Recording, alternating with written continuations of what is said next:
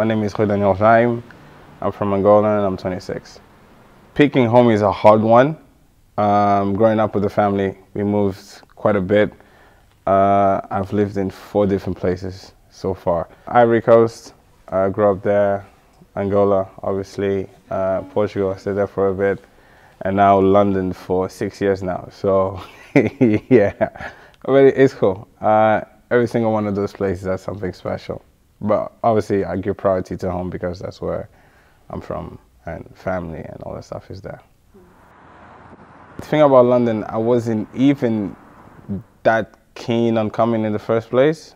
It was mainly like for higher education. I came to Kingston, studied biochemistry, but never I'm going to do it professionally. I love science, hence why I picked biochemistry. But I think it was second year, I was like, rah, this is no way. I'm going to do this for 40 years. I mean, at least it was a good thing to get a degree.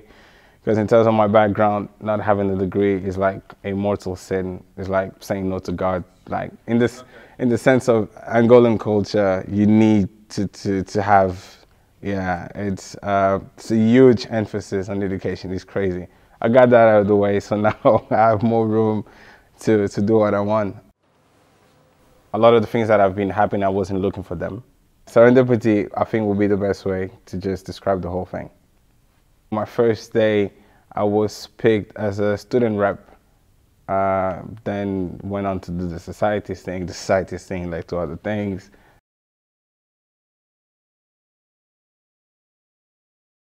I actually started 4 societies. I won awards with 3 of them. I think my first year as a Luso president, I won President of the Year against 95 other presidents. I think was quite cool. Because I started, it was just as a way of genuinely just bridging the gap between different cultures.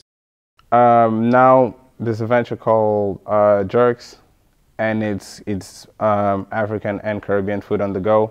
I've noticed the trend. I was like, oh, you have American, you have Asia, everything. I was like, why isn't there like any African and Caribbean place? And my energy for the past year or so has been to making sure that this venture starts, and we try to grow it as much as we can. So we're going to open on July 28th. There we go. I don't think everyone can be an entrepreneur. People talk about expertise. I think it's nonsense. You can pick it as you go along. And the good thing about being an entrepreneur, you don't need to have all the skills. But I say will, because it's not easy. It's long hours. It's draining. You will have to make a lot of tough decisions because you're the one driving the whole thing forward, especially if you want a good business. I just say yes to a lot of things, and then as you go on, the ones that just captivate you the most, you just focus in on that one. I believe in always pulling the trigger and see how it goes.